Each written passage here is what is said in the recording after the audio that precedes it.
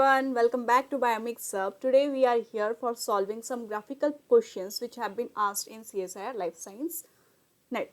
So, before solving the graphical question, the first thing which we have to do is, first of all, we should read the statement and write it in a graphical way. Then we have to interpret it and solve the graph.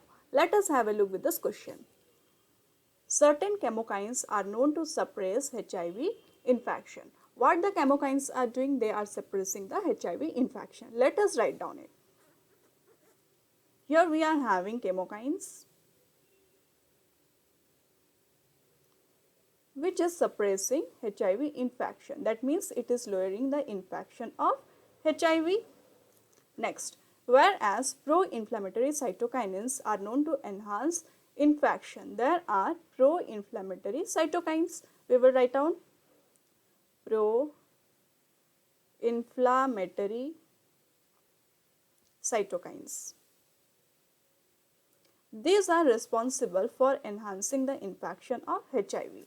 Now next, in order to explain these findings, control and chemokine receptor knockout animals were treated with pro-inflammatory cytokinins followed by HIV administration. What was done? Control and chemokine receptor knockout were treated. Now let us write down. The first one is control and the second one is chemokine receptor knockout. If there is no receptor, when the chemokine receptor is knocked out, the chemokine will not function here. So, what was done? Were treated with pro-inflammatory cytokinins. These two were treated with this control and chemokine receptor knockout were treated with pro-inflammatory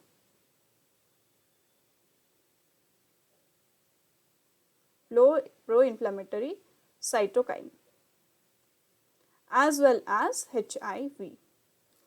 Here also the same thing was done.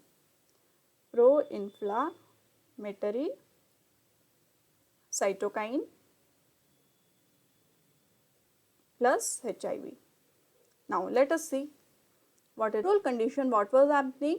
We know that pro-inflammatory cytokines are responsible for increasing the infection of HIV and the HIV will automatically cause the infection. So in the control condition, the HIV is causing the infection, along with it the pro-inflammatory cytokines is enhancing the infection of HIV. So the result will be the infection rate will be high rate of infection. Now the second condition, chemokine receptor knockout. Here what happens? The chemokine receptor is knockout. Due to that reason, the pro-inflammatory cytokines will not perform its work. That means it will not enhance the infection rate. So in this case, the HIV is causing the infection, but the infection rate is not enhanced. So when we compare the chemokine receptor knockout and control, the rate of infection will be high in control and the rate of infection will be low in chemokine receptor knockout. Let us write down here. Here the infection rate is low. So these are the two results which we have got. We have to show them in a graphical way. Now let us see what it is given. See, it is in the circle form, it is given the control condition and the chemokine receptor knockout animals are given in triangle format. From here we got that in case of control condition, the infection rate is high. So we have to identify the graph in which the infection rate is high. See, in the third graph, the infection rate is high in control condition. Here it is showing in round format. So our third option will be the correct answer. And here see, the chemokine receptor knockout animals is having infection, but the rate of infection is low. Now let us see other three graphs also. In the A graph, it is given that the chemokine receptor knockout animals will show high rate of infection, which is wrong. It is wrong interpretation. Now when we see the B graph, they are nearly equal, or the chemokine receptor knockout is little bit higher than the control condition. So this condition is also wrong. When we see the D option, here the interpretation is nearly equal. The rate of infection is nearly equal. So this graph is also wrong. Now let us see the other question. What happened in the question? In this question, a virus infects a particular cell type. What a virus is doing? It is infecting a particular cell type. Let us write down it. A virus is infecting a particular cell type.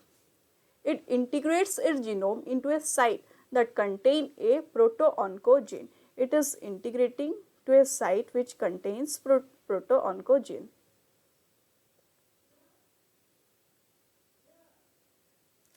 So what it is telling, transforms the cell and increases the level of protein X. What it does, it transforms the cell and it increases the level of protein X, which increases cellular proliferation. It is responsible for increasing cellular proliferation.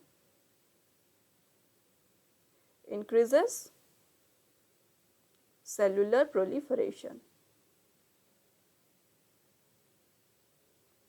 Next, a compound P is known to increase the level of tumor suppressor protein in that cell type. What happened? Here we are having a compound P which is increasing the level of tumor suppressor protein.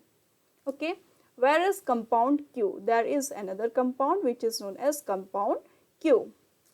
Help in stimulating a protein Z. It is stimulating a protein Z that can bind to X, and this Z which is stimulated by Q, it can bind with X,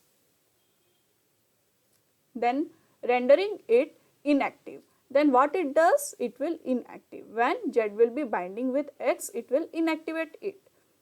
Inactive. Okay. Then which of the following graph correctly represents in the mode of action of P and Q? So what this graph is telling, we have to interpret. The P is a tumor suppressor protein. It will help in the suppression of tumor, and Q is also a tumor suppressor protein. But the P is acting directly, whereas Q is acting indirectly. First of all, it is stimulating Z, and the Z is mixed with X and it will inactivate the X. Okay. Now we have to interpret the graph. In the first graph, what it is telling, when the P and Q is absent, the proliferation rate is high. Yes, the proliferation rate will be high because this X was responsible for increasing the proliferation and the P and Q was responsible for tumor suppressor protein. That means when P and Q will be present, it will not allow the work of X to be done. So when P and Q is absent, then the X will perform its work. That means it will increase the cell proliferation. So the first case of the first graph is correct. Now the second case, when P is present and Q is absent. See, when P is present, it is a tumor suppressor protein. That means it will not allow the cellular proliferation to take place. It is suppressing. So it cannot be as similar to when P and Q are minus. So it is, the second case is the wrong case. Now let us see the third case. In the third case, P is absent and Q is present. Q was acting as a tumor suppressor protein, but it was acting indirectly. So Q can perform its work. But in this graph, it is showing that it is similar with P and Q minus. So this case is also wrong. Now the last case, when P and Q both are present, the proliferation rate is high, which is totally a incorrect option, because when P and Q are present, they will suppress the activity of X. That is the reason the proliferation rate should be low. So it is incorrect. So from here we can eliminate this option. Now let us see the second question. Now let us see the second option. In the second option, when P and Q both are absent, the cellular proliferation is high. So the first case is correct. And the second case, when P is present and Q is minus, the cellular proliferation is little bit lower than when P and Q are minus. So it could be a correct case. Now see, when P and Q, when P is absent and Q is present, the proliferation rate is similar when P is present. So it could be Q because P and Q were doing the same work. So here in this case P is present and in this case Q is present. So their rate of proliferation will be same.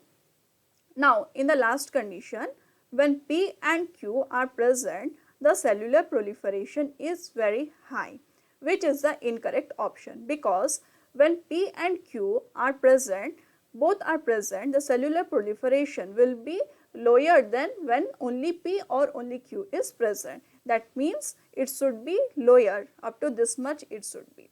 Now, so we can now eliminate the second option. Now the third option. When the P and Q are absent, the cellular proliferation is high. Yes, this is the correct case. In the second case, when P is present, it is showing lower cellular proliferation. That means it is decreasing the proliferation rate. So it is the correct case.